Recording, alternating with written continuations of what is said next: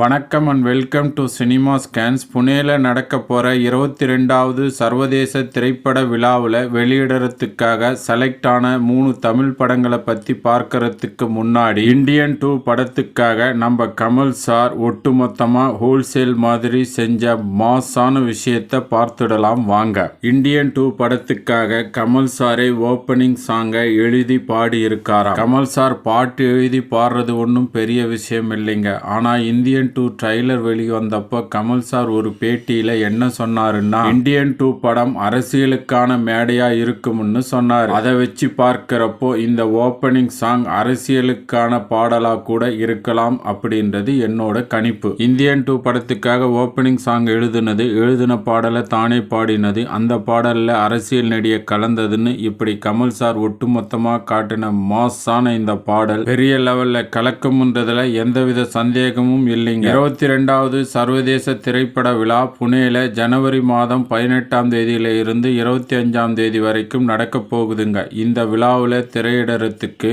விஜய் சேதுபதி, சூரி நடிப்பில் வெற்றிமாறன் இயக்கி வெளியான விடுதலை படம் மற்றும் ஜி.வி. பிரகாஷ் குமார், காயத்ரி நடிப்பில் சீனு ராமசாமி இயக்கியுள்ள இடிமுழக்கம், ஜெயபிரகாஷ், ரோகிணி நடித்துள்ள காதல் என்பது பொது உடைமை ஆகிய 3 படங்களும் தமிழ் சினிமால இருந்து செலக்ட் ஆகி இருக்கு. மேலும் மலையாளத்தில இருந்து மம்முட்டி, ஜோதிகா நடித்த காதல் தி கோர் அப்படின்ற படமும், ஜோஜு ஜார்ஜ் நடித்த இரட்டா ஆகிய படங்களும் தேர்வாகி இருக்கு. இம்மாதிரியான சினிமா அப்டேட்ஸை உடனுக்குடன் தெரிஞ்சுக்க நம்ம சேனலை சப்ஸ்கிரைப் பண்ணி வச்சுக்கோங்க. அடுத்த அப்டேட்டோட சந்திக்கிறேன். தேங்க்ஸ் ஃபார் வாட்சிங். நன்றி, வணக்கம்.